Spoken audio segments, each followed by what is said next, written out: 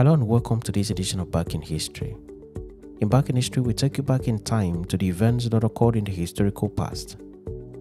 In this edition, we take you back to the period between 1967 and 1970, when Nigeria and Biafra engaged in a bitter civil war that consumed millions of lives and destroyed several properties in the war-torn area.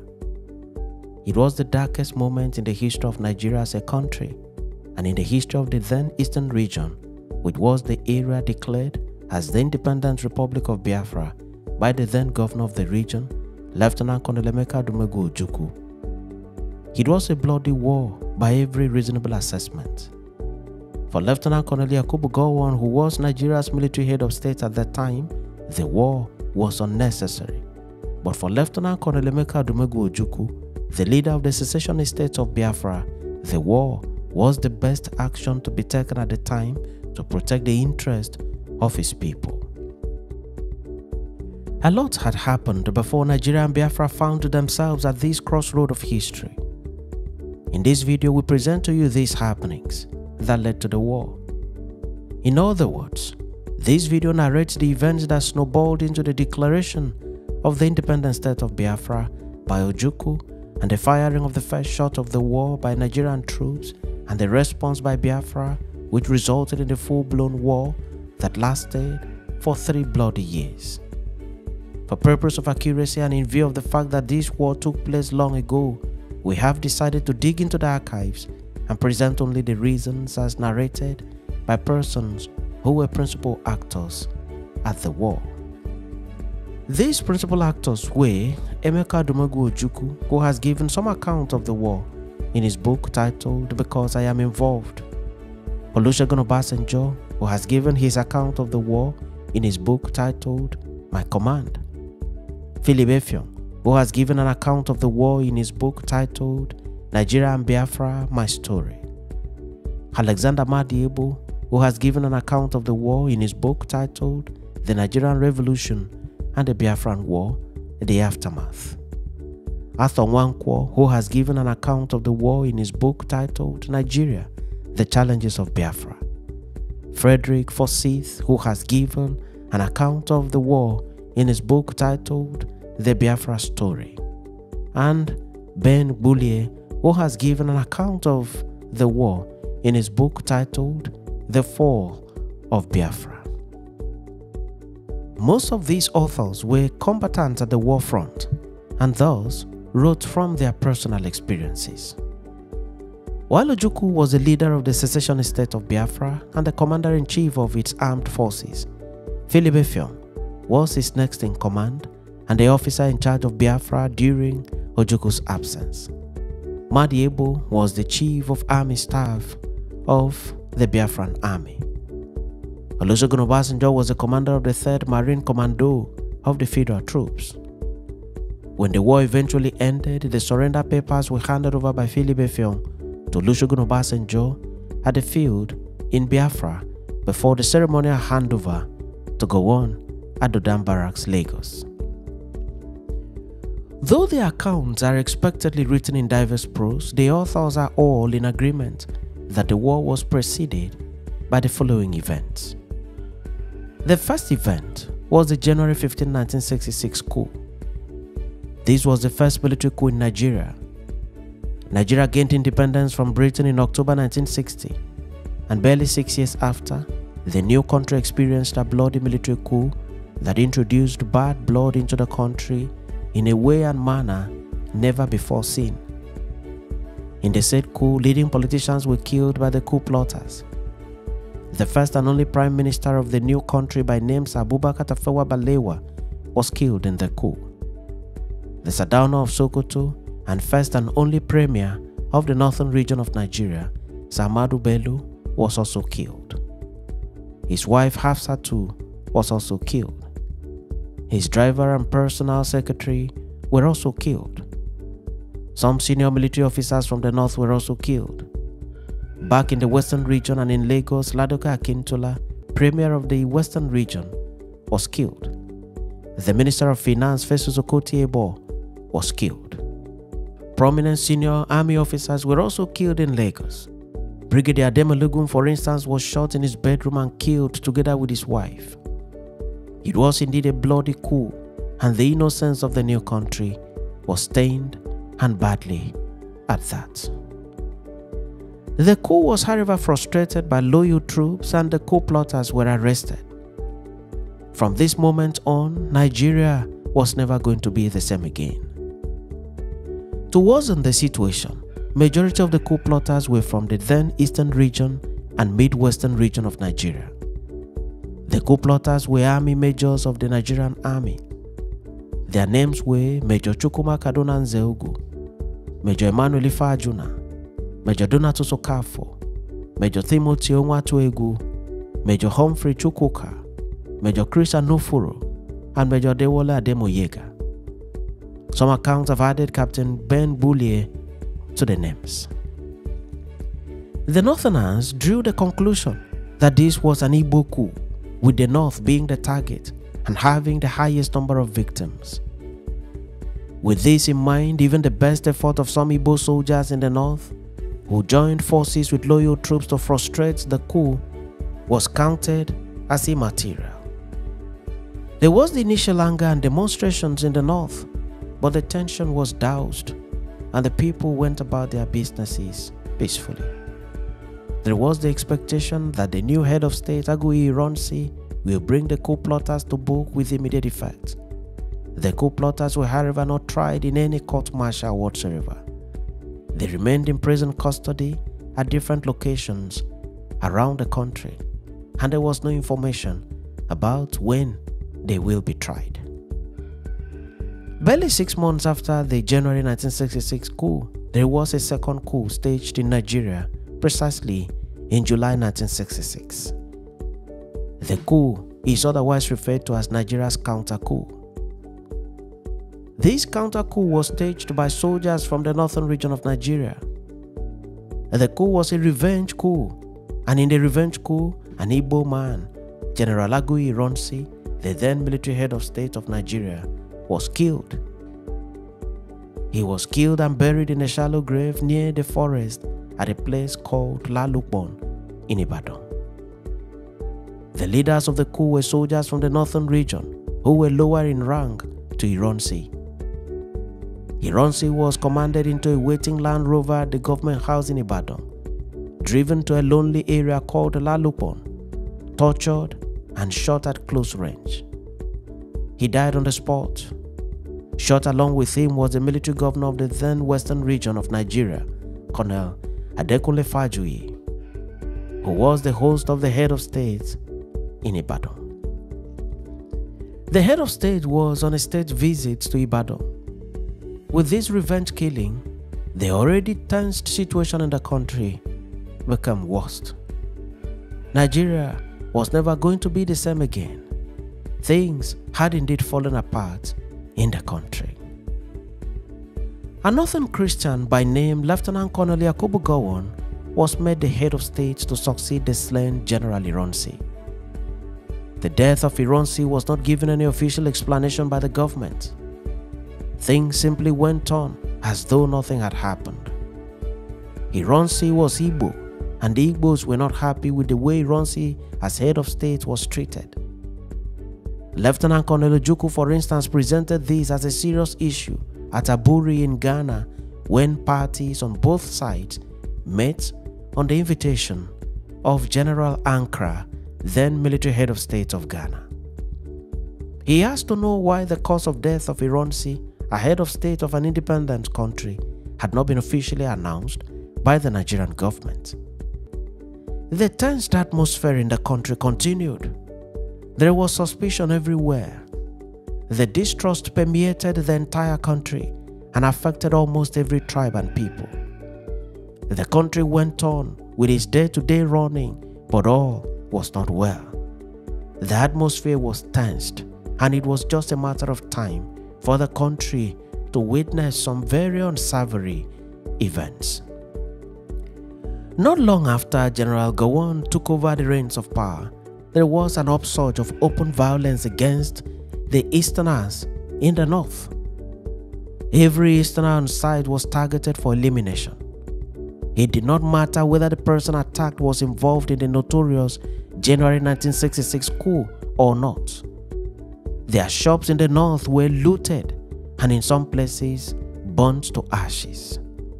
Easterners were killed in hundreds and in thousands, and a reporter has noted that almost on a daily basis, dead bodies were driven in trucks from the north to the east for burial.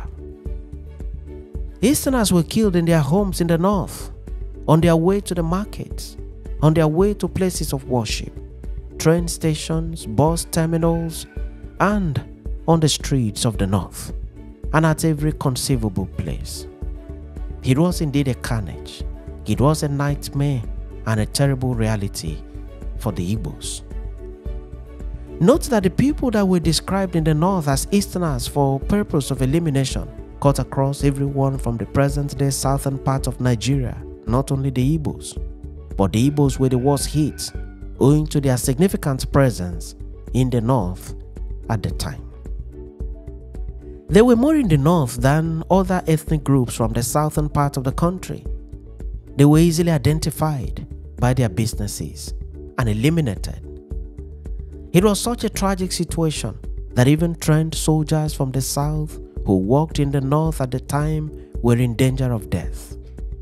A number of them were attacked by their colleagues in army uniform, and some were killed. It was so bad that the soldiers from the south had to go into hiding and eventually disguised themselves and escaped through the train to Lagos. The massacre of the Easterners was real and was done with reckless abandon at some point and almost without consequences.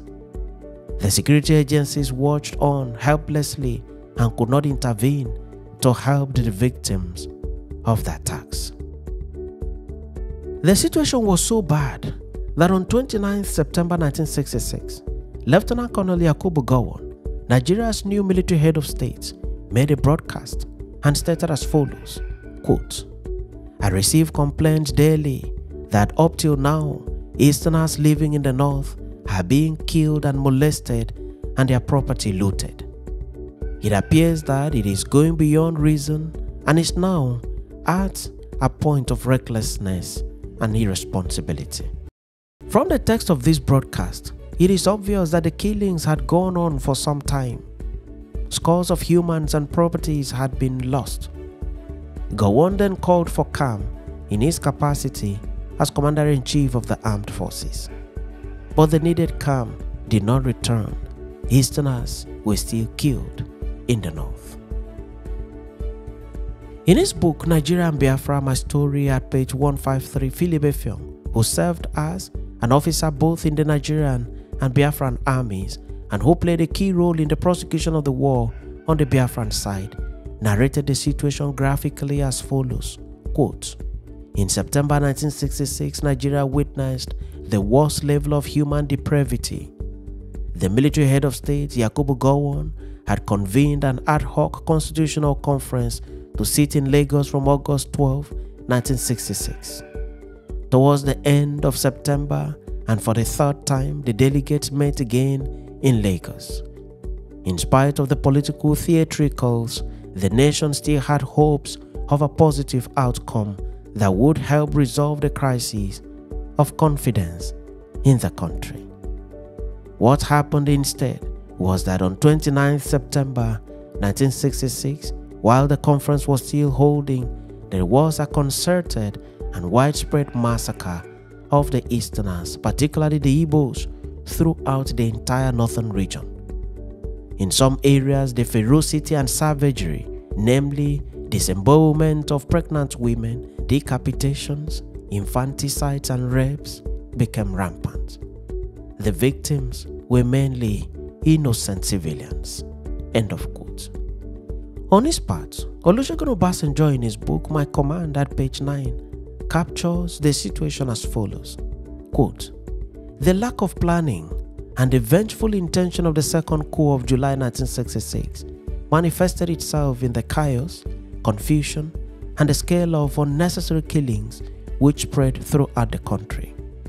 Even the authors of the coup could not stem the general lawlessness and disorder the senseless looting and killing that spread through the north like wildfire on 29 September 1966.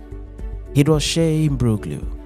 Before then, in an effort to stop unnecessary killings and to preserve the nation in one form or the other, an ad hoc conference of the representatives of the regions had been called on 9th August 1966 in Lagos. End of quote.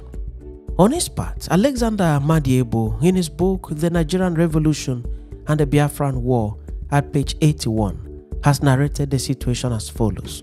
Quote, by the end of August 1966, civilians of southern Nigeria origin became the main targets of the mass killings all over the country.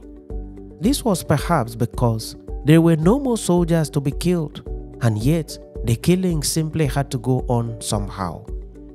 Very soon, the majority of Easterners from all walks of life were back in eastern Nigeria, and many more were still returning daily. An announcement by Gowon about his intention to convene an ad hoc constitutional conference in Lagos came as a relief for all Easterners. For them, it was the last glimmer of hope for an end to the pogroms and the return to a peaceful life. While the conference sat, there began on 29 September 1966 an organized massacre of Easterners, particularly the Igbos, on a scale yet unprecedented in the history of Black Africa. End of quote. From the account of these authors, it is clear that following the first and second military coups that took place in January and July 1966, Nigeria was never the same again. Several persons were killed in the aftermath, yet most of the persons killed were innocent and far away from the events that led to their elimination. The Igbos were the worst hit, and Lieutenant Colonel Emeka Odumegwu Ojukwu, who was of the Nigerian army at the time, was an Igbo man. He saw the killings of Igbos as a direct attack against his race. He spoke against it and called for the government of Gowon to end the massacre. Other leading personalities in the country also spoke against the massacre and called for an end to it. What was going on in Nigeria had become public knowledge to other countries in Africa and to the world. The then military president of Ghana, General Ankara, was worried about the situation in Nigeria and thus became afraid that it could result in a serious breakdown of law and order and possibly metamorphose into a civil war if not addressed as quickly as possible. As a military officer, he had known Gowon and Ojukwu personally. At that time, most of the military personnel in Nigeria were trained in Ghana. Ghana and Nigeria have so much in common till today. General Ankara was senior in the military to both Ojukwu and Gowon.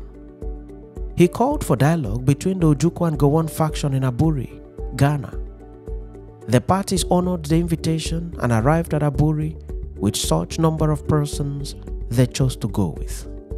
They deliberated on a number of issues that threatened the Nigerian nation at the time, and agreement was reached on most of the issues. On their return to Nigeria, the parties disagreed on most of the things they thought had been agreed upon in Aburi. Another species of problem then arose. Each side accused the other of frustrating the attempt to restore peace to the country. Ojukwu then said, quote, on Aburi we stand.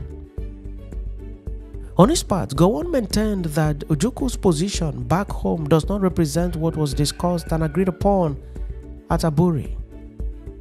On his part, Ojukwu accused Gowon and the federal government of bad faith and going back on promises. Gowon and the federal government accused Ojukwu of distortion and half-truths. The accusation and counter-accusations also increased tension in the country. There was uncertainty in the land, and no one knew what the next day held for the country.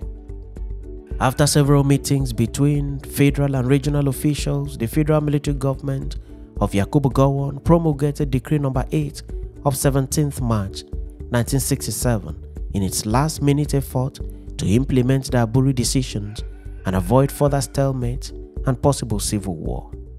When the decree was made public, Ojukwu vehemently rejected it and described it as being mischievous and falling short of what was reached in Aburi. The die was cast at this point. There was palpable tension in the country and there was fear for the worst to happen. The language of war was freely used on both sides.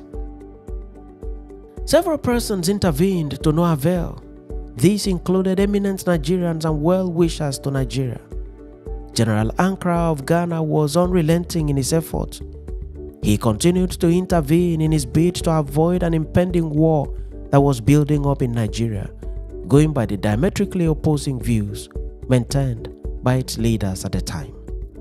The Ethiopian emperor at the time, the late Haile Selassie, and the late black American civil rights activist Dr. Martin Luther King Jr. also intervened to no avail. These attempts at reconciliation did not appeal to Ojukwu. Ojukwu then boycotted all meetings of the Supreme Military Council and was no more loyal to the government under the leadership of Yakubu Gowon. He, however, did not declare the independent state of Biafra at this time. But there was a clearly frosty relationship between Ojukwu and Gowon's federal government, and anything was possible. Gowon and his advisors were almost certain that Ojukwu would declare the East as an independent country. In his bid to frustrate Ojukwu, Gowon imposed a total blockade on the eastern region. In what appeared as the last straw, Gowon created 12 new states in May 1967. By this action, the eastern region of Nigeria, which was under the control of Ojukwu, was broken into 3 states, namely Rivers State with its capital in Port Harcourt, Southeastern State with its capital in Calabar, and the East Central State with its capital remaining in Enugu. By this action, Gowon had removed the areas with vast oil reserve from the Igbo-speaking region and from the powers and direct influence of Ojukwu. Gowon had appointed new military governors to be in charge of the 2 new states. This action was taken by Gowon first to reduce, weaken, and frustrate Ojukwu's influence in the former eastern region, and secondly, to make the new states have a true sense of belonging to Nigeria and be unwilling to join in Ojukwu's fight should the war eventually break out. Ojukwu was not pleased with Gowon over what Ojukwu described as the balkanization of the eastern region. He frowned seriously at it. He responded swiftly, mobilized his men, and on the 30th day of May 1967, he declared the whole of the then eastern region as the independent state of Biafra. This included the new states that were created by Gowon. Nigeria did not immediately react to the declaration, and for the whole of June 1967, both sides, Nigeria and Biafra, were busy stockpiling ammunition and moving troops to their respective borders, watching and waiting for the crack of the first bullets. Nigeria saw Ojukwu's declaration of Biafra as a treasonable act and a serious attempt at erosion of the integrity and sovereignty of Nigeria. Nigeria was thus ready to fight against Ojukwu's declaration of Biafra. Obasanjo, in his book My Command at page 18, has noted that the first bullet of the war was fired by Nigeria on the 6th day of July 1967. The Biafran troops responded, and the outcome was a bitter war that lasted for 3 years, namely from July 1967 to January 1970. Scores of lives were lost. No gender was spared. No age bracket was exempted. Soldiers on both sides were killed in thousands. Civilians became the highest victims of the war. Properties were destroyed on both sides. In the end, an estimated 3 million people lost their lives to the war. From what has been presented so far, as taken from the accounts given by persons who participated actively in the war, the events that precipitated the Nigeria-Biafra war were as follows. The first military coup, which was staged in January 1966, the revenge coup, which was staged in July 1966, the mass killing of Easterners in the north, the disagreement about what was discussed and agreed upon in the Aburi Accord, and the creation of 12 states by General Yakubu Gowon, with 3 of the states created from the eastern region where Ojukwu was serving as the military governor. Obasanjo in his book has accused Ojukwu of being excessively ambitious and always wanting to be president, thus plunging his people into a war that could have been avoided. General Yakubu Gowon holds the same view and has expressed it on several occasions. On his part, General Philip Effiong, who was on the Biafran side, has stated at page 115 of his book, Nigeria and Biafra, My Story, as follows, quote, "In fairness to Ojukwu, he was standing between the complete subjugation of the East and the survival of his people. It certainly was not the time to take chances or be overly reconciliatory." End of quote. Wherever the blame may lie, the fact remains that the Nigeria-Biafra war, which raged on from 1967 to 1970, remains till date the darkest part of the history of Nigeria. In our next episode, still in our series on the Nigeria-Biafra war, we shall present to you the full text of Ojukwu's declaration of the independent state of Biafra. Many thanks for watching this edition of Back in History, and do remember to subscribe to the channel or follow the page for regular notification on every new video. I remain your friend and host, Ekemi Udim, encouraging you to continue to visit this channel so that together we can continue to dig into the history of Africa and of the world.